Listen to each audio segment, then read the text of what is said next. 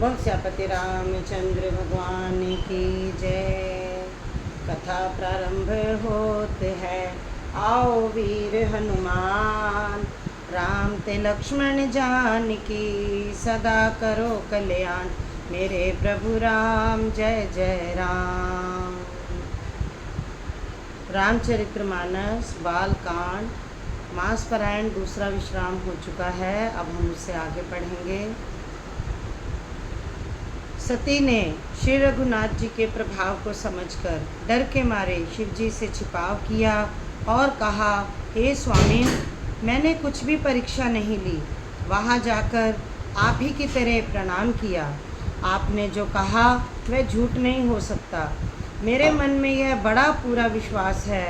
तब शिव जी ने ध्यान करके देखा और सती ने जो चरित्र किया था सब जान लिया। फिर श्री रामचंद्र जी की माया को सिर नवाया, जिसने प्रेरणा करके सती के मुंह से भी झूठ कहला दिया। सुजान शिव ने मन में विचार किया कि हरि की इच्छा रूपी पावी प्रबल है।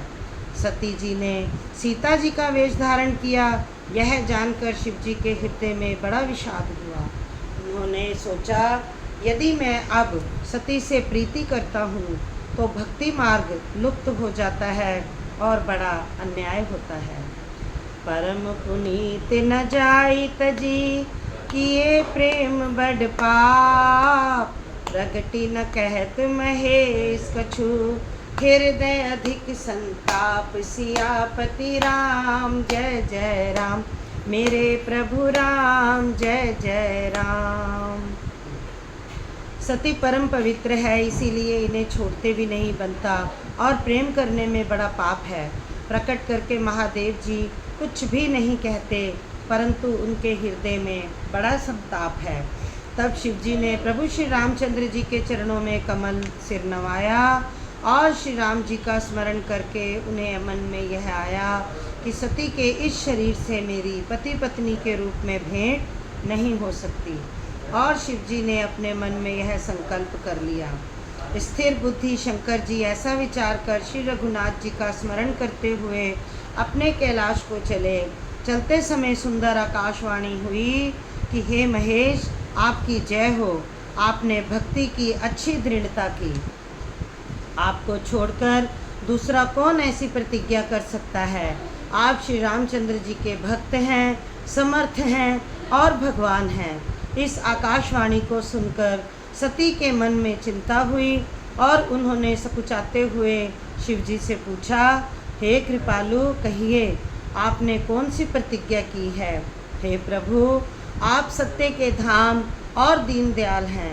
यद्यपि सती ने बहुत प्रकार से पूछा, परंतु त्रिपुरारी शिव जी ने कुछ नहीं कहा।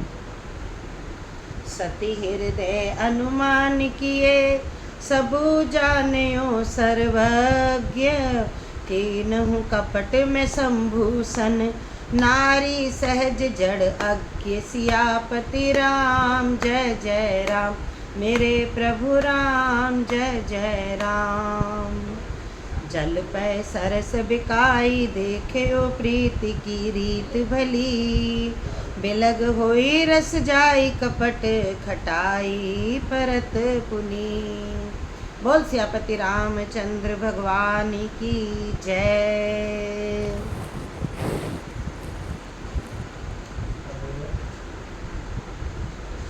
सती ने हृदय में अनुमान किया कि सर्वज्ञ शिव जी सब जान गए। मैंने शिव जी से कपट किया। स्त्री स्वभाव से ही मूर्ख और बेसमझ होती है। प्रीति की सुंदर रीति देखिए कि जल भी दूध के साथ मिलकर दूध के समान भाव बिकता है, परंतु फिर कपट रूपी खटाई पड़ते ही पानी अलग हो जाता है, दूध फट जाता है और स्वाद जाता रहता है। अपनी करनी को याद करके सती के हृदय में इतना सोच है और इतनी अपार चिंता है कि जिसका वर्णन नहीं किया जा सकता। उन्होंने समझ लिया कि शिवजी कृपा के परम अथाह सागर हैं। इससे प्रकट में उन्होंने मेरा अपराध नहीं कहा। शिवजी का रुख देखकर सती ने जान लिया कि स्वामी ने मेरा त्याग कर दिया है और वे हृदय में व्याकुल हो उठी। अपना पाप समझकर कुछ कहते नहीं बनता, परंतु भीतर ही भीतर कुम्हार के आवे के समान अत्यंत जलने लगा। वृषकेतु शिवजी ने सती को चिंता युक्त जानकर उन्हें सुख देने के लिए सुंदर कथाएं कहीं।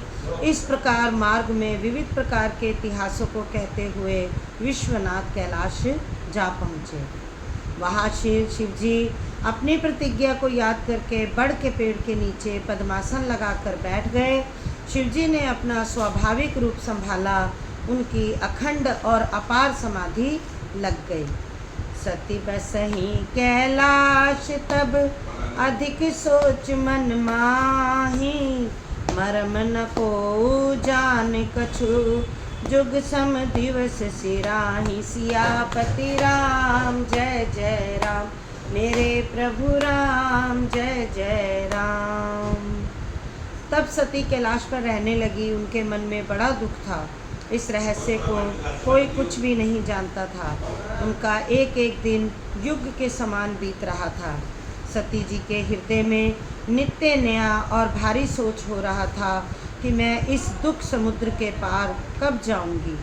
मैंने जो श्री रघुनाथ जी का अपमान किया और फिर पति के वचनों को झूठ जाना, उसका फल विधाता ने मुझको दिया। जो उचित था वही किया, परंतु हे विधाता, अब मुझे यह उचित नहीं है जो शंकर से विमुख होने पर भी मुझे जिला रहा है। सती जी के हृदय की गलानी कुछ कही नहीं जाती। बुद्धिमती सती ने मन में श्री रामचंद्र जी का स्मरण किया और कहा, हे प्रभु, यदि आप दीन दयालु कहलाते हैं और वेदों ने आपका यह यश गाया है कि आप दुख हरने वाले हैं, तो मैं हाथ जोड़कर विनती करती हूँ कि मेरी यह देह जल्दी छूट जाए। यदि मेरा शिव के चरणों में प्रेम है और मेरा यह प्रेम व्रत मन वचन और कर्म आचरण से सत्य है, तो सब दरसी सुने प्रभु, करो सो बेगी उपाय। होई मरनु जेहि बिनहि, श्रम दुस्सह विपति बिहाय। सियापति राम जय जय राम, मेरे प्रभु राम जय जय राम। तो हे सर्वदर्शी प्रभु, सुनिए और शीघ्र ही वह उपाय कीजिए जिससे मेरा मरण हो जाए और बिना ही परिश्रम पति परित्याग रूपी असहाय विपत्ति दूर हो जाए। दक्ष सुता सती जी इस प्रकार दुखित थीं। उनको इतना दारुण दुख था कि जिसका वर्णन नहीं किया जा सकता। 87,000 वर्ष बीत जाने पर अविनाशी शिवजी ने समाधि खोली। शिवजी राम नाम का स्मरण करने लगे। तब सती ने जाना कि अब जगत के स्वामी शिवजी जागे। उन्होंने जाकर शिवजी के चरणों में प्रणाम किया। शिवजी ने उनको बैठने के लिए सामने आसन दिया। शिवजी भगवान हरि की रसमयी कथाएं कहने लगे। उसी समय दक्ष प्रजापति हुए। ब्रह्मा जी ने सब प्रकार से योग्य देख समझकर दक्ष को प्रजापतियों का नायक बना दिया। जब दक्ष ने इतना बड़ा अधिकार पाया, तब उनके हृदय में अत्यंत अभिमान आ गया। जगत में ऐसा कोई नहीं पैदा हुआ जिसको प्रभुता पाकर मद ना हो। दक्ष लिए मुनि बोले सब, करन लगे बड़ भाग। नेवत सादर सकल सुर, जय पावत मख भाग। सियापति राम जय जय राम, मेरे प्रभु राम जय जय राम। दक्ष ने सब मुनियों को बुला लिया और वे बड़ा यज्ञ करने लगे। तो देवता यज्ञ में भाग पाते हैं। दक्ष ने उन सबको आदर सहित निमंत्रण किया। दक्ष का निमंत्रण पाकर किन्नर, नाग, सिद्ध, गंधर्व और सब देवता अपनी अपनी स्त्रियों सहित चले। विष्णु, ब्रह्मा और महादेव जी को छोड़कर सभी देवता अपना अपना विमान सजाकर चले। सती जी ने देखा अनेकों प्रकार के सुंदर विमान आकाश में चले जा रहे हैं। देव सुंदरियां मधुर गान गा रही हैं, जिन्हें सुनकर मुनियों का ध्यान छूट जाता है। सती जी ने विमानों में देवताओं के जाने का कारण पूछा। तब शिव जी ने सब बातें बतलाईं। पिता के यज्ञ की बात सुनकर सती कुछ प्रसन्न हुई और सोचने लगी कि यदि महादेव जी ने मुझे आज्ञा दें तो इसी बहाने कुछ दिन पिता के घर जाकर रहूं, क्योंकि उनके हृदय में पति द्वारा त्यागी जाने का बड़ा भारी दुख था, पर अपना अपराध समझकर वे कुछ कहती ना थी। आखिर सती जी भय, संकोच और प्रेम रस से सनी हुई मनोहर वाणी से बोली, पिता भवन उत्सव परम जो प्रभु आयुष होई, मैं तो जाऊं कृपायतन सादर देखन सोई, सियापति राम जय जय राम, मेरे प्रभु राम जय जय राम। हे प्रभु, मेरे पिता के घर बहुत बड़ा उत्सव है, यदि आपकी आज्ञा हो तो हे कृपा धाम, मैं आदर सहित उसे देखने जाऊं। शिवजी ने कहा, तुमने बात तो अच्छी कही, यह मेरे मन को भी पसंद आई, पर उन्होंने न्योता नहीं भेजा, यह अनुचित नहीं, यह अनुचित है। दक्ष ने अपनी सब लड़कियों को बुलाया है, किंतु हमारे वैर के कारण उन्होंने तुमको भी बुला दिया। एक बार ब्रह्मा की सभा से हमसे अप्रसन्न हो गए थे, उसी से वे अब भी हमारा अपमान करते हैं। हे भवानी, जो तुम बिना बुलाए जाओगी तो न शील स्नेह ही रहेगा और न मान मर्यादा ही रहेगी। यद्यपि इसमें संदेह नहीं कि मित्र, स्वामी, पिता और गुरु के घर बिना बुलाए भी जाना चाहिए, तो भी जहाँ कोई विरोध मानता हो उसके घर जाने से कल्याण नहीं होता। शिवजी ने बहुत प्रकार समझाया, पर होनहार वश सती के हृदय में बोध नहीं हुआ। फिर शिवजी ने कहा कि यदि बिना बुलाए जाओगी तो हमारी समझ अच्छी बात ना होगी। कही देखा हर जतन बहु रही न दक्ष कुमारी, दिए मुख्य गण संग तब विदा कीन त्रिपुरारी, सियापति राम जय जय राम, मेरे प्रभु राम जय जय राम। शिवजी ने बहुत प्रकार से कहकर देख लिया, किंतु जब सती किसी भी प्रकार नहीं रुकी, तब त्रिपुरारी महादेव जी ने अपने मुख्य गणों के साथ देकर उनको विदा कर दिया। भवानी जब दक्ष के घर पहुंची, तब दक्ष के डर के मारे किसी ने उनकी आवभगत नहीं की। केवल एक माता भले ही आदर से मिली, बहनें बहुत मुस्कुराती हुई मिली। दक्ष ने तो उनकी कुशल तक नहीं पूछी। सती को देखकर उल्टे उनके सारे अंग जल उठे। तब सती ने जाकर यज्ञ देखा तो वहाँ कहीं शिवजी का भाग दिखाई नहीं दिया। तब शिवजी ने जो कहा था उनकी समझ में आया। स्वामी का अपमान समझकर सती का हृदय जल उठा। पिछला पति परित्याग का दुख उनके हृदय में उतना नहीं व्यापा था जितना महान दुख इस समय पति अपमान के कारण हुआ था। यद्यपि जगत में अनेक प्रकार के दारुण दुख हैं, तथापि जाति अपमान सबसे बढ़कर कठिन है। यह समझकर सती जी को बड़ा क्रोध हो आया। माता ने उन्हें बहुत प्रकार समझाया बुझाया।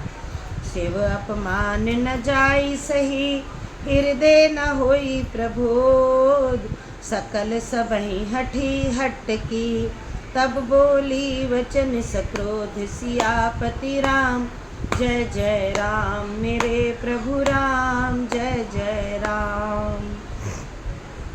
परंतु उनसे शिवजी का अपमान सहा नहीं गया। इससे उनके हृदय में कुछ भी प्रबोध नहीं हुआ। तब वे सारी सभा को हठपूर्वक डांटकर क्रोध से वचन बोली, हे सभासदों और सब मुनीश्वरों सुनो, जिन लोगों ने यहाँ शिवजी की निंदा की है या सुनी है, उन सबको उसका फल तुरंत ही मिलेगा और मेरे पिता दक्ष भी भली भांति पछताएंगे।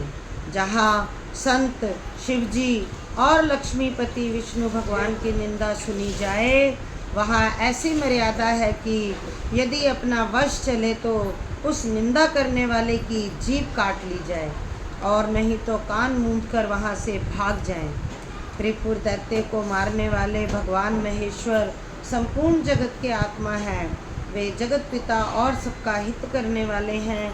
मेरा मंद बुद्धि पिता उनकी निंदा करता है और मेरा यह शरीर दक्ष ही के वीर्य से उत्पन्न है। इसलिए चंद्रमा को ललाट पर धारण करने वाले वृषकेतु शिव जी को हृदय में धारण करके मैं इस शरीर को तुरंत ही त्याग दूंगी। ऐसा कहकर सती ने योग अग्नि में अपना शरीर भस्म कर डाला। सारी यज्ञशाला में हाहाकार मच गया। सती मरण सुनी शंभु गण लगे करन मख खीस। यज्ञ विध्वंस बिलो की भृगु रक्षा की मुनि सियापति राम। जय जय राम मेरे प्रभु राम, जय जय राम। सती का मरण सुनकर शिवजी के गण यज्ञ विध्वंस करने लगे। यज्ञ विध्वंस होते देखकर मुनीश्वर भृगु जी ने उसकी रक्षा की। ये सब समाचार शिवजी को मिले, तब उन्होंने क्रोध करके वीरभद्र को भेजा। वहाँ उन्होंने जाकर यज्ञ विध्वंस कर डाला और सब देवताओं को यथोचित दंड दिया। यज्ञ की जगत प्रसिद्धि वही गति हुई जो शिवद्रोही की हुआ करती है। यह इतिहास सारा संसार जानता है, इसीलिए मैंने संक्षेप में वर्णन किया। सती ने मरते समय भगवान हरि से यह वर मांगा कि मेरा जन्म जन्म में शिवजी के चरणों में अनुराग रहे। इसी कारण उन्होंने हिमाचल के घर जाकर पार्वती के शरीर से जन्म लिया। जब से उमा हिमाचल के घर जन्मी, तब से वहाँ सारी सिद्धियाँ और संपत्तियाँ छा गईं। मुनियों ने जहाँ तहाँ सुंदर आश्रम बना लिए और हिमाचल ने उनको उचित स्थान दिए। सदा सुमन फल सहित सब द्रुम नव नाना जाति। प्रगटे सुंदर सैल पर मनिया कर बहुभांति। सियापति राम जय जय राम मेरे प्रभु राम, जय जय राम। उस सुंदर पर्वत पर बहुत प्रकार के सब नए नए वृक्ष सदा पुष्प फल युक्त हो गए और वहाँ बहुत तरह की मणियों की खानें प्रकट हो गईं। सारी नदियों में पवित्र जल बहता है और पक्षी पशु भ्रमर सभी सुखी रहते हैं। सब जीवों ने अपना स्वाभाविक वैर छोड़ दिया और पर्वत पर सभी परस्पर प्रेम करते हैं। पार्वती जी के घर आ जाने से पर्वत ऐसा शोभायमान हो रहा है जैसा राम भक्ति को पाकर भक्त शोभायमान होता है। उस पर्वतराज के घर नित्य नए नए मंगल उत्सव होते हैं, जिसका ब्रह्मा आदि यश गाते हैं। जब नारद जी ने ये सब समाचार सुने तो वे कौतुक ही से हिमाचल के घर पधारे। पर्वतराज ने उनका बड़ा आदर किया और चरण धोकर उनको उत्तम स्थान दिया। फिर अपनी स्त्री सहित मुनि के चरणों में सिर नवाया और उनके चरणोदक से सारे घर में छिड़काया। हिमाचल ने अपने सौभाग्य का बहुत बखान किया और पुत्री को बुलाकर मुनि के चरणों पर डाल दिया। त्रिकाल लगे सर्वज्ञ तुम, गति सर्वत्र तुम्हारी। कहूँ सुता के दोष गुण, मुनिवर हृदय विचारी। सियापति राम जय जय राम मेरे प्रभु राम, जय जय राम। और कहा, हे मुनीश्वर, आप त्रिकाल लज्ञ और सर्वज्ञ हैं, आपकी सर्वत्र पहुँच है, अतः आप हृदय में विचार कर कन्या के दोष गुण कहिए। नारद मुनि ने हंसकर रहस्य युक्त कोमल वाणी से कहा, तुम्हारी कन्या सब गुणों की खान है। यह स्वभाव से ही सुंदर, सुशील और समझदार है। उमा, अंबिका और भवानी इनके नाम हैं। कन्या सब सुलक्षणों से संपन्न है। यह अपने पति को सदा प्यारी होगी, इसका सुभाग सदा अचल रहेगा और इससे इसके माता पिता यश पावेंगे। यह सारे जगत में पूज्य होगी, इसकी सेवा करने से कुछ भी दुर्लभ न होगा। संसार में स्त्रियां इसका नाम स्मरण करके पतिव्रत रूपी तलवार की धार पर चढ़ जाएंगी। हे पर्वतराज, तुम्हारी कन्या सुलक्षणी है। अब इसमें जो दो चार अवगुण हैं उन्हें भी सुन लो। गुणहीन, मानहीन, माता पिता विहीन, उदासीन, संशयहीन, लापरवाह, जोगी जटिल अकाम मन, नगन अमंगल वेश। अस स्वामी एहि कह मिलही, परिहस्त अहिसि लेख। सियापति राम जय जय राम मेरे प्रभु राम, जय जय राम। योगी जटाधारी, निष्काम हृदय, नंगा और अमंगल वेश वाला ऐसा पति इसको मिलेगा। इसके हाथ में ऐसी ही रेखा पड़ी है। नारद मुनि की वाणी सुनकर और उसको हृदय में सत्य जानकर पति पत्नी हिमवान और मैना को दुख हुआ और पार्वती जी प्रसन्न हुई। नारद जी ने भी इस रहस्य को नहीं जाना, क्योंकि सबकी बाहरी दशा एक सी होने पर भी भीतर की समझ भिन्न भिन्न थी। सारी सखियाँ पार्वती, पर्वतराज, हिमवान और मैना सभी के शरीर पुलकित थे और सभी के नेत्रों में जल भरा था। देव ऋषि के वचन असत्य नहीं हो सकते, यह विचार कर पार्वती ने उन वचनों को हृदय में धारण कर लिया। उन्हें शिव जी के चरण कमलों में स्नेह उत्पन्न हो आया, परंतु मन में यह संदेह हुआ कि उनका मिलना कठिन है। अवसर ठीक ना जानकर उमा ने अपने प्रेम को छिपा लिया और फिर वे सखी की गोद में जाकर बैठ गईं। देव ऋषि की वाणी झूठी न होगी, यह विचार कर हिमवान, मैना और सारी चतुर सखियाँ चिंता करने लगी। फिर हृदय में धीरज धरकर पर्वतराज ने कहा, हे नाथ, कहिए अब क्या उपाय किया जाए। कह मुनि से हिमवंत सुन, जो विधि लिखा लीलार, देव दनुज नर नाग मुनि को ना मेट निहार। सियापति राम, जय जय राम मेरे प्रभु राम, जय जय राम। मुनीश्वर ने कहा, हे हिमवान सुनो, विधाता ने ललाट पर जो कुछ लिख दिया उसको देवता, दानव, नाग, मनुष्य और मुनि कोई भी नहीं मिटा सकते। तो भी एक उपाय मैं बताता हूँ, यदि देव सहायता करे तो वह सिद्ध हो सकता है। उमा को वर तो निसंदेह वैसा ही मिलेगा जैसा मैंने तुम्हारे सामने वर्णन किया है, परंतु मैंने वर के जो जो दोष बतलाए हैं, मेरे अनुमान से वे सभी शिवजी में हैं।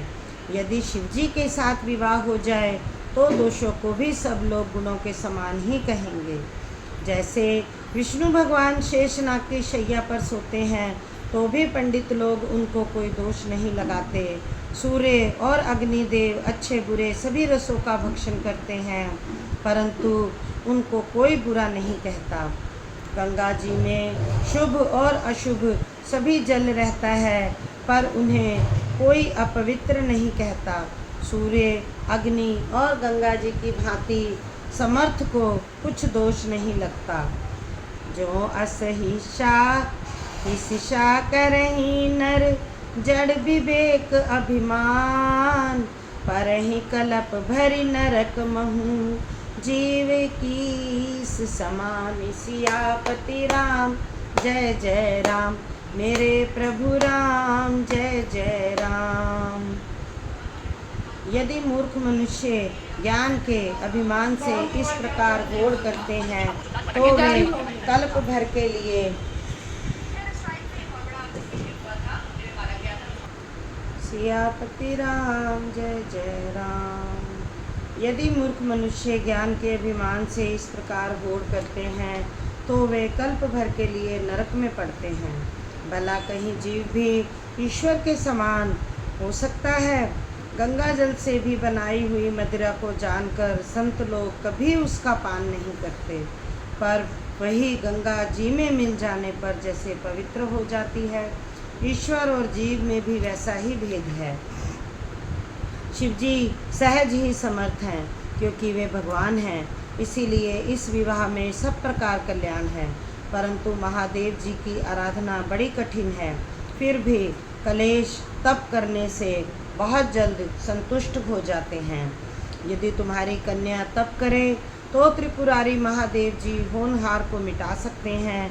यद्यपि संसार में वर अनेक हैं, पर इसके लिए शिवजी को छोड़कर दूसरा कोई वर नहीं है। शिवजी वर देने वाले हैं, शरणागतों के दुखों को हरने वाले हैं, कृपा के समुद्र और सेवकों के मन को प्रसन्न करने वाले हैं। शिवजी की आराधना किए बिना करोड़ों योग और जप करने पर भी वांछित फल नहीं मिलता। अस कही नारद सुमिरी गही, गिरजा दही दीनी असीस। होई ही यह कल्याण अब, संशय तजहु गिरीश। सियापति राम जय जय राम, मेरे प्रभु राम जय जय राम। ऐसा कहकर भगवान का स्मरण करके नारद जी ने पार्वती जी को आशीर्वाद दिया और कहा कि हे पर्वतराज, तुम संदेह का त्याग कर दो, अब यह कल्याण ही होगा। यूँ कहकर नारद मुनि ब्रह्मलोक को चले। अब आगे जो चरित्र हुआ उसे सुनो। पति को एकांत में पाकर मैना ने कहा, हे नाथ, मैंने मुनि के वचनों का अर्थ नहीं समझा। जो हमारी कन्या के अनुकूल घर वर और कुल उत्तम हो तो विवाह कीजिए, नहीं तो लड़की चाहे कुंवारी रहे, मैं अयोग्य वर के साथ उसका विवाह नहीं करना चाहती, क्योंकि हे स्वामीन, पार्वती मुझको प्राणों से भी प्यारी है। यदि पार्वती के योग्य वर ना मिला तो सब लोग कहेंगे कि पर्वत स्वभाव से ही मूर्ख होते हैं। हे स्वामी, इस बात को विचार कर ही विवाह कीजिएगा, जिसमें फिर पीछे हृदय में संताप ना हो। इस प्रकार कहकर मैना पति के चरणों पर मस्तक रखकर गिर पड़ी। तब हिमवान ने प्रेम से कहा, चाहे चंद्रमा में अग्नि प्रकट हो जाए, पर नारद जी के वचन झूठे नहीं हो सकते। प्रिया सोच परिहर हूँ सब, सुमिर हूँ श्री भगवान। पार्वती ही निर्मय जही, सोई करही कल्याण। सियापति राम जय जय राम, मेरे प्रभु राम जय जय राम। हे प्रिय, सब सोचकर छोड़कर श्री भगवान जी का स्मरण करो।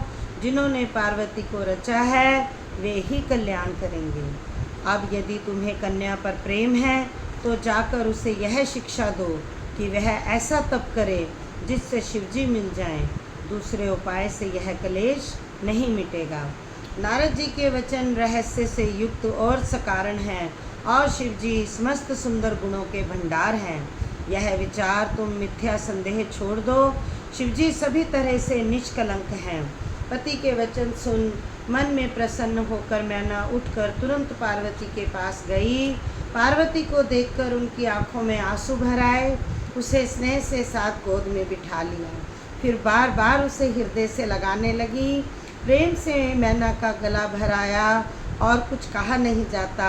जगत जननी भवानी जी तो सर्वज्ञ ठहरी। माता के मन की दशा को जानकर वे माता को सुख देने वाली कोमल वाणी से बोली, सुनहि मात मैं दीख अस, सपन सुनावहु तो ही। सुंदर गौर सुविप्र प्रवर, अस उपदेश हूँ मोही। सियापति राम जय जय राम, मेरे प्रभु राम जय जय राम। माँ सुन, मैं तुझे सुनाती हूँ। मैंने ऐसा स्वप्न देखा है कि मुझे एक सुंदर गौर वर्ण श्रेष्ठ ब्राह्मण ने ऐसा उपदेश दिया है कि हे पार्वती, नारद जी ने जो कहा है उसे सत्य समझकर तू जाकर तप कर। फिर यह बात तेरे माता पिता को भी अच्छी लगी है। तप सुख देने वाला और दुख दोष का नाश करने वाला है। तप के बल से ही ब्रह्मा संसार को रचते हैं और तप के बल से ही विष्णु सारे जगत का पालन करते हैं। तप के बल से ही शंभु रुद्र रूप से जगत का संहार करते हैं और तप के बल से ही शेष जी पृथ्वी का भार धारण करते हैं। हे भवानी, सारी सृष्टि तप के ही आधार पर है। ऐसा जी में जानकर तू जाकर तप कर। यह बात सुनकर माता को बड़ा अचरज हुआ और उसने हिमवान को बुलाकर वह स्वप्न सुनाया।